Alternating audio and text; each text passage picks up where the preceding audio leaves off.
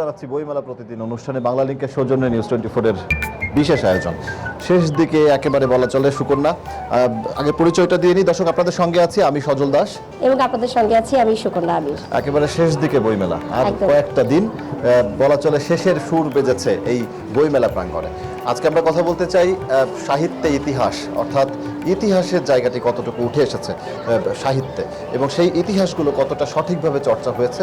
উপন্যাসে যদি ইতিহাস উঠে আসে তাহলে সেটি কিভাবে উঠে আসে, এবং সাধারণ অন্য ইতিহাসের যে বইগুলো রয়েছে সেগুলোতে ধরনটি কেমন থাকে। সুকন্যা, ইতিহাসের বইয়ে অনেক সময় বিকৃতির প্রশ্নটিও চলে আসে ইতিহাস নিয়ে যখন কথা বলি। আপনার কাছে কি মনে হয় এই বইমেলায় কিংবা বাংলা সাহিত্যে যে ইতিহাসের বইগুলো আসে কিংবা উপন্যাস, ইতিহাস নির্ভর যে উপন্যাসগুলো আসে সেগুলো কতটা জুৎসই মনে হয়, কিংবা আপনার কাছে এমন কোনো কথা অনেক সময় পাঠকের কাছ থেকেও শোনেন কিনা যে ইতিহাসের জায়গা থেকে, বিশ্লেষণের জায়গা থেকে কিছুটা প্রশ্নের তৈরি করে ফেলে কিনা অনেক সময়?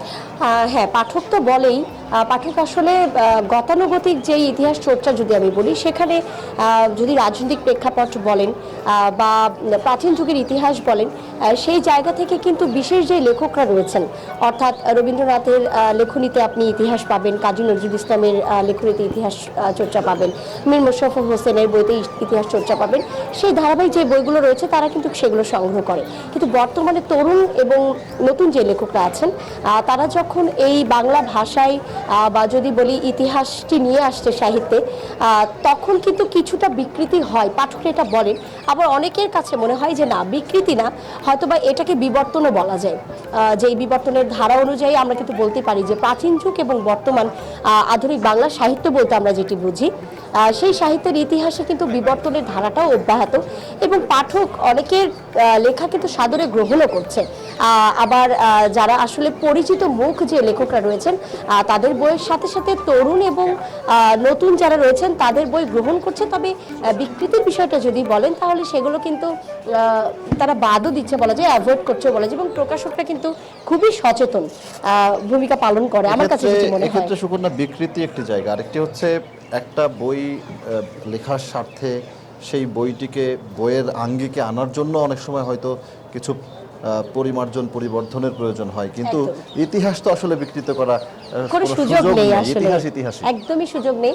ইতিহাস তো ইতিহাসই, এবং বরাবরই বলা যায় যে আমাদের যারা প্রথিতযশা আসলে এই, তবে একেবারেই যে বিকৃতি সেটা কিন্তু বলা যায় না। এই বিষয়গুলো হয়তো যারা লেখক আছেন, পাঠক আছেন, তারা আরো ভালো বলতে পারবেন। আজকে দর্শক, আমাদের সঙ্গে দুজন অতিথি যুক্ত হয়েছেন। সুকন্যা, আপনার পাশেই আছে মোস্তফা মনন, ইতিহাসের একটি উপন্যাস লিখেছেন, ইতিহাস তার মধ্যে আছে হযরত শাহজালালকে নিয়ে। আর আমার পাশে আছেন শহীদুল ইসলাম, প্রকাশক, লেখক, বহু গুণে গুণান্বিত। অসংখ্য ধন্যবাদ এবং স্বাগত জানাচ্ছি আমাদের অনুষ্ঠানে আপনাদের দুজনকেই। আমি এই প্রশ্নটি নিয়ে শুরুতে, সুকন্যা, আপনি যদি একটু মোস্তফা মননের কাছে আপনার মাধ্যমে ওই প্রশ্নটি রাখতে চাই যে আপনি যেহেতু উপন্যাস লিখেছেন হযরত শাহজালালকে নিয়ে, তার যে প্রকৃত ইতিহাস, এই জায়গাটি নিয়ে তো একটা গবেষণাধর্মী বই হতে পারত, একটা ইতিহাসের পুঙ্খানুপুঙ্খ গবেষণাধর্মী বই। সেখান থেকে আপনি উপন্যাস লিখলেন। উপন্যাস লেখার ক্ষেত্রে ইতিহাস বিকৃতির যে প্রশ্নটি কিংবা ইতিহাস লেখার যে জায়গা, সেখানে কি কোনো পরিমার্জন, পরিবর্ধন এই ধরনের কোনো বিষয় আসে? আসলে কি হয়, কি করেছেন? আসলে শাহজালাল লিখতে গিয়ে আমি যেটা প্রথমে দেখলাম যে তার সম্পর্কে সঠিক বা ইনফরমেশন খুবই কম আছে। তো যেটুকু আছে, কিছু আছে মিথ আকারে, কিছু আছে অলৌকিক ক্ষমতার আলোকে, এবং কিছু আছে ইতিহাসের পরম্পরায়। কারণ 1300 শতকের শুরুর দিকের গল্প, 1303 সালের গল্পই আমার উপন্যাসের উপজীব্য। তো বিকৃতি বলতে আসলে এটা বিকৃতি না, একটা মানুষের ফিলোসফিটাকে দেখে। হযরত শাহজালাল তো একজন সুফি সাধক, পাশাপাশি তিনি রাজনৈতিক সচেতন ব্যক্তি, যিনি অন্যায়ের বিরুদ্ধে তরবারি হাতে নিয়েছিলেন, হ্যাঁ, তখনকার গৌর শাসক রাজা গোবিন্দর বিরুদ্ধে। তো এরকম একটা চরিত্রের সবটা তো ডিটেল পাওয়া যায় না। যখন আপনি উপন্যাস লিখতে যাবেন, বা আমি যখন উপন্যাস লিখতে গিয়েছি, আমি শুধু তার ফিলোসফি, সে কি বলতে পারে কি বলতে পারে না, ওই বিষয়টা লক্ষ্য রেখেছি। বাকিটা নিজের মতন করে করেছি যেটা তার সাথে যায়। ইতিহাসের অংশটা তো রয়েছে, সেখানে কিছুটা লেখকের যেই সৃজনশীলতা বলি বা ব্যক্তিত্ব যেটা বলি, যে কল্পনার শক্তিটাকেও আপনি প্রাধান্য দিয়েছেন। প্রকাশক রয়েছেন আমাদের সঙ্গে শহীদুল ইসলাম। একজন যখন লেখক এই ইতিহাস নির্ভর সাহিত্য বা উপন্যাস বা কাব্যগ্রন্থ যেই বইটি প্রকাশ করছে সেখানে আসলে কতটুকু সুযোগ থাকে পরিমার্জিত বা যোগ বিয়োগের বিষয়টি, যে কতটুকু আসলে প্রাধান্য দেন একজন প্রকাশকের হিসাবে, একটু জানতে চাই। সত্যি কথা বলতে একটি গ্রন্থ, একটি বই হলো জ্ঞানের আধার, এবং এই বই হলো মানুষকে জ্ঞান বিতরণ করে থাকে। আর যখনই একজন লেখক তার দৃষ্টিভঙ্গি থেকে বইটি লিখেন, একটি ইতিহাসই হোক, উপন্যাসই হোক, বা অন্য যে কোনো ধরনের বিজ্ঞান ভিত্তিকই হোক, তখন সেই স্ক্রিপ্টটা আমাদের কাছে যখন আসে, আমরা তখন ওই আপনি যে কথাগুলো বললেন সেটা হলো একটা এডিটিং। আমরা এটাকে এডিট করে থাকি। অর্থাৎ এডিটটা এরকম হয়, ইতিহাসের এটা সঠিক রেখে এর মধ্যে কোনো আবেগ অথবা কোনো ভুল তথ্য যেতে পারবে না, এগুলো আমরা সচেতনভাবে দেখে দিই, যাতে করে লেখক তার যে দৃষ্টিভঙ্গিতে লিখলো সেটা যেন সাবলীলভাবে এটাকে সাজিয়ে আমরা পাঠকের কাছে উপস্থাপন করি, যার ফলে তার কাছে একটা আই ক্যাচিং গ্রন্থ হলো, আবার তার থেকে সে সহজলভ্যভাবে বুঝতে এবং শিখতে পারে, সেই কাজটি আমরা প্রকাশকরা করে থাকি। এই যে আপনার হাতে একটি বই দেখছি আমি, জুলাই আগস্ট অভ্যুত্থানের সম্ভবত বইটি, দুনিয়া কাঁপানো জুলাই আগস্ট গণ অভ্যুত্থান, মাহবুব আলমের লেখা। এই যে অভ্যুত্থানের যে ঘটনাক্রম, সেটিও একটি ইতিহাসের অংশ। যখন লেখনির মাধ্যমে বিষয়টি উপস্থাপন হচ্ছে, তখন পাঠকদের পড়ার স্বার্থেই হয়তো কিছু কিছু জায়গায় কি ধরনের পরিবর্তন কিংবা কি ধরনের বিষয়গুলো যুক্ত হয় আসলে? জি, ধরুন যেমন এই ঘটনাগুলো যেটা আমরা 36 দিনের মধ্যে যে ঘটনাগুলো দ্রুত ঘটে গেল এদেশে একটি ইতিহাস, কিন্তু এই ঘটনাগুলোর যে পর্যায়ক্রম যে জিনিসগুলো আছে, লেখক একজন সাংবাদিক এবং খুব বোদ্ধা সাংবাদিক, উনি ওনার যে জাতীয় প্রেস ক্লাব থেকে শুরু করে মাঠে পথে ঘাটেও যেয়ে উনি যখন দেখেছেন যে বিষয়গুলো, সেগুলো উনি লিপিবদ্ধ করেছেন। আমরা এগুলোকে অধ্যায়ে ভাগ করেছি। প্রথম শুরুটা, ভূমিকাটা, তারপরে যেটাকে বলে মার্চ ফর জাস্টিস, তারপরে রিমেম্বারিং হিরোজ, এই যে ধাপগুলো এসে যখন 5ই আগস্ট একটা মহাবিপ্লব, গণ অভ্যুত্থান বা বিপ্লবী বলেন, কিন্তু আমরা বলবো এটাকে গণ অভ্যুত্থান। গণ অভ্যুত্থানের মাধ্যমে একটি ইতিহাসে যে বড় ধরনের একটি ঘটনা ঘটলো, সেটিকে আমরা ওই যে ধাপগুলো বললাম, এই ধাপে ধাপে আমরা তুলে ধরেছি। এর সঙ্গে পর্যায়ক্রমে ধাপগুলো এসছে।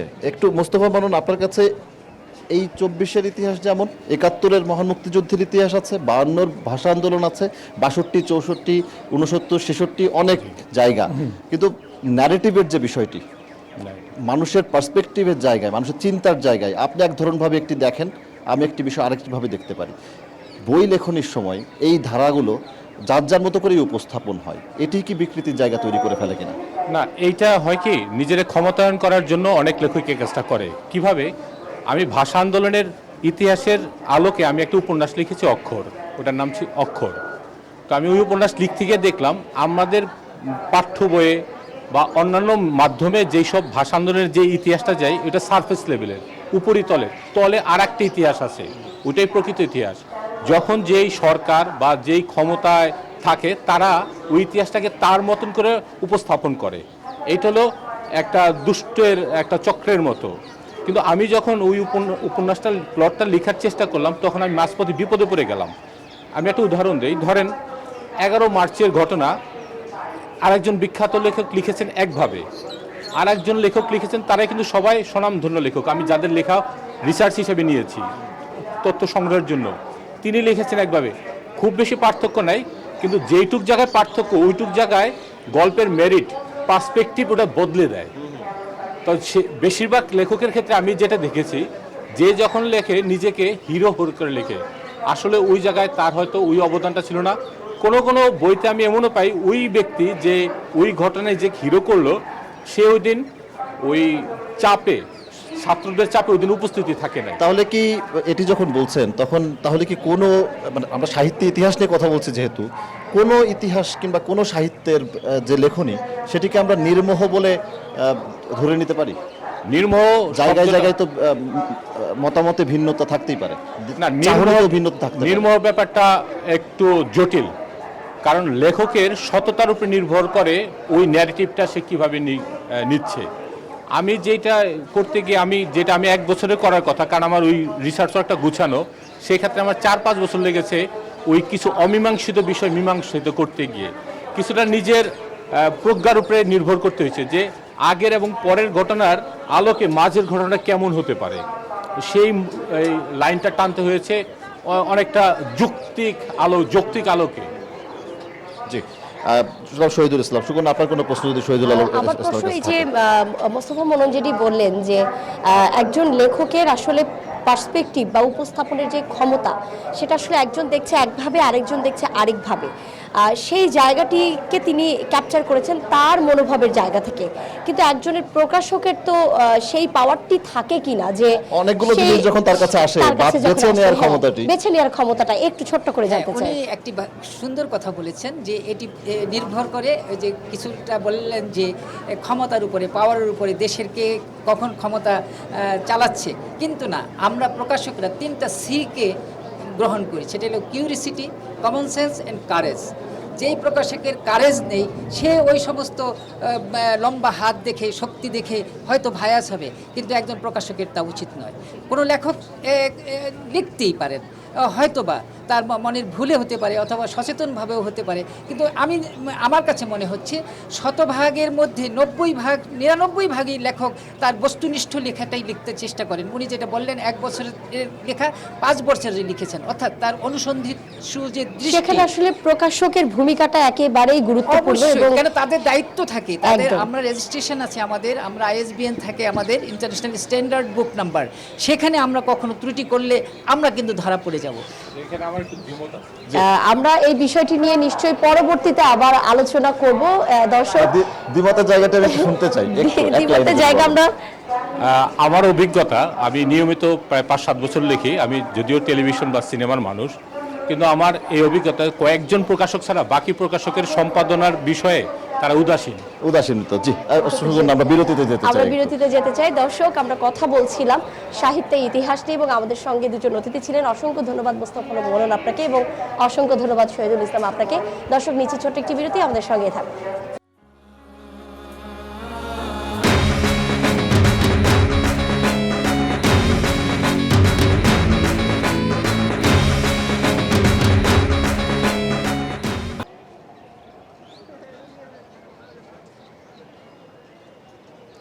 দর্শক, বিরতির পর আবারও স্বাগত জানাচ্ছি বাংলা লিংকের সৌজন্যে নিউজ 24 এর বিশেষ আয়োজন বইমেলা প্রতিদিন অনুষ্ঠানে।